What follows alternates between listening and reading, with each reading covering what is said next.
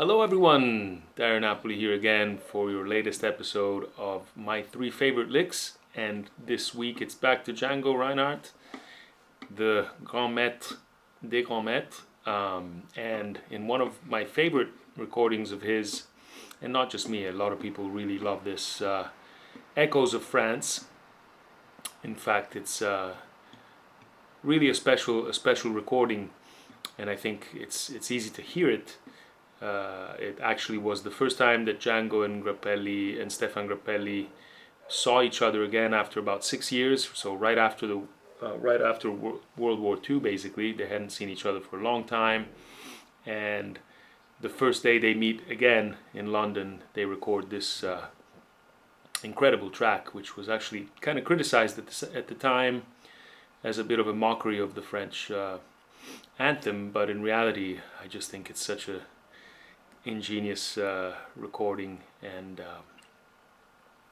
again, it was quite hard to actually pick 3 out of all the ideas that are in this solo, but I'll stick to 3.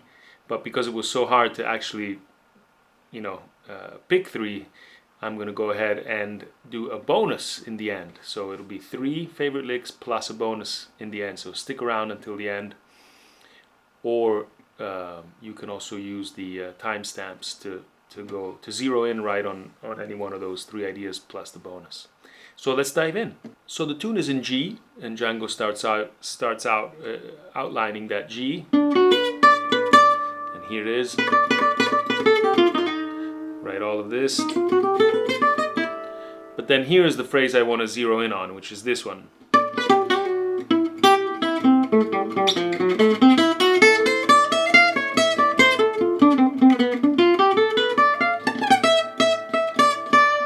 So it's a bit of a long one, this first one, but I think it's really good to go through it slowly and really understand how Django is connecting the chords. So it starts out in G, and it's really off of, the G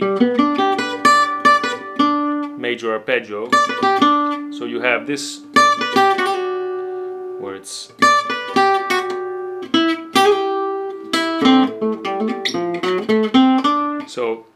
so again, G major,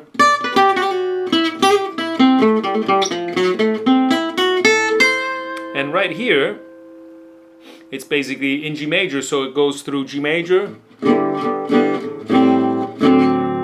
A minor, D7, and you can really see that in this shape.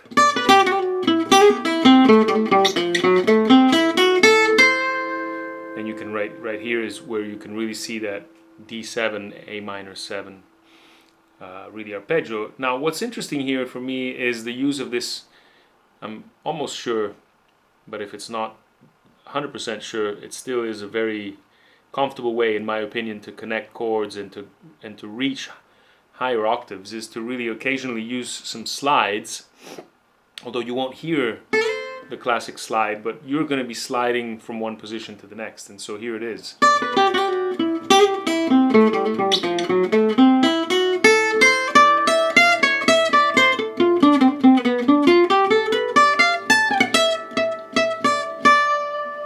So with that index, you're going to be sliding from the A to the C, which will get you from the A minor to then the G major, which will then become G7. And this is why you have that G7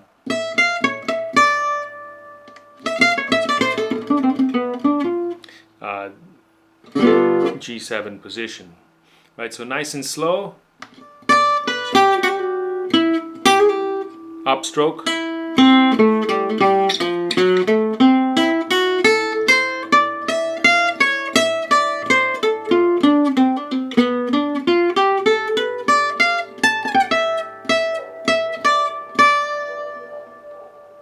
There it is.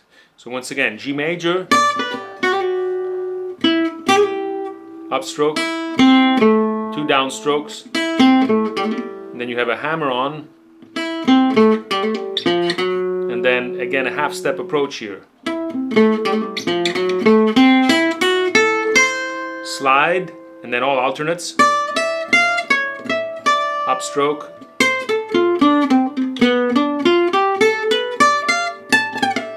then here, once you come up on that G7, you have a little bit of a tremolo coming from that A to that E, which is a bit simpler to do in speed, obviously, than slow. But basically, once Django finishes the G7, to connect that A to that E note, there's a little bit of a tremolo going on here, which is a really cool effect to incorporate. So one last time, nice and slow.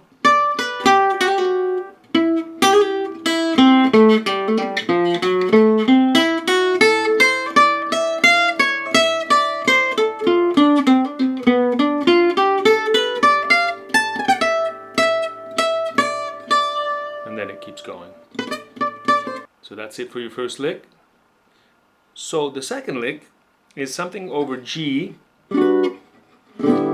and it's a very typical thing that Django would use, and often a lot of players either don't hear it or are just not really aware. And what is happening is really, so sometimes it's hard to really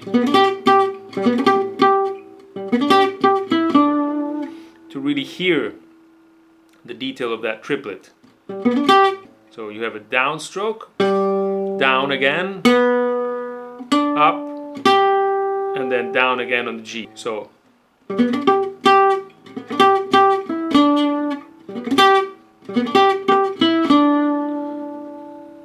it's a bit hard to really hear in the recording, but if you listen closely and carefully, you can really hear that triplet. And you really want to relax your hand to really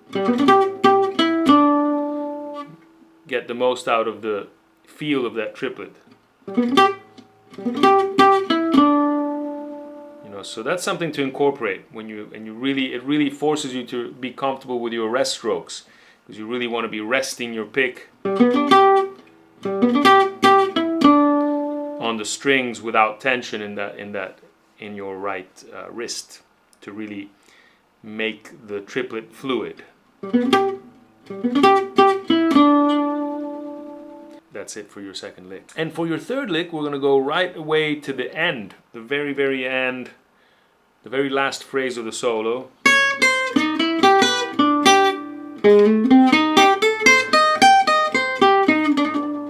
And basically what's happening here is that you have, it happens on the very last turnaround. But what happens here is really a plagal cadence, where Django plays basically over that D7, or in substitution of that D7, would be playing a C minor. And so you have to remember that A minor 7, and D7 are connected as a 2-5. And it's a 2-5, of course, in G. So I can basically always think of that C minor, which is C minor is basically a synonymous of A minor 7. You basically have that triad, and one has the A, and the other one has the C, but it's essentially the same chord. So anytime you have D7, or of course A minor, but even on D7, you can think in terms of C minor. And that's why after the G, here's all G.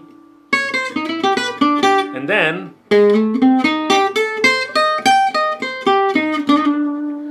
you basically have this little slide. And here again you have that slide with your index from the C to the E flat, which connects you to this next shape.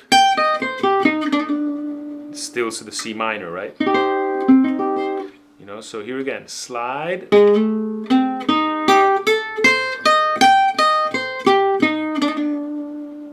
And then you have this shape of C minor exactly again. So here again you're connecting the C minor at the 8th fret with the C minor 6, C minor 6 at the 8th fret with the C minor 6, at the 12th fret. Right, so it's nice to see how that slide allows you to go from one position to the next one. Okay, so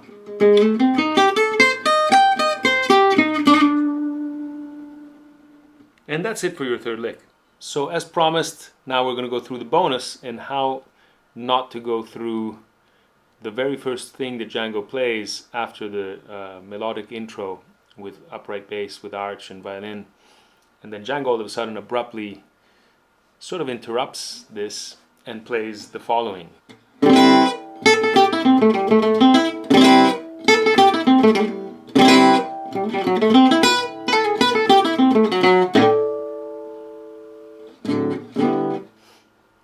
And so Django plays basically this classic lick over D7 sus,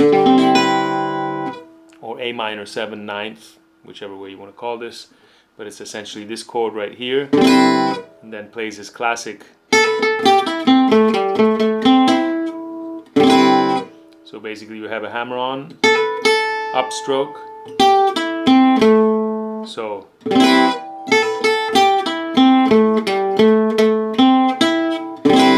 as you can see, there's a first time there's a repetition of this A, repeats the chord again,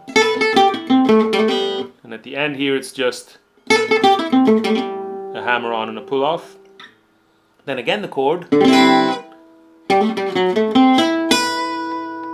then you have this, right? So hammer on, upstroke, and then, so after that second lick,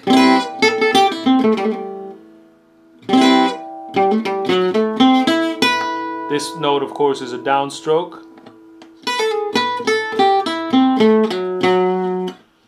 so that next note is going to be an upstroke, and it's going to be this.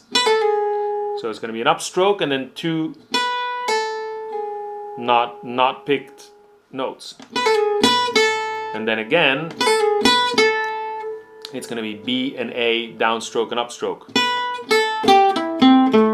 And then another repetition here on F sharp, and then a natural harmonic here on the 5th fret. So nice and slow again.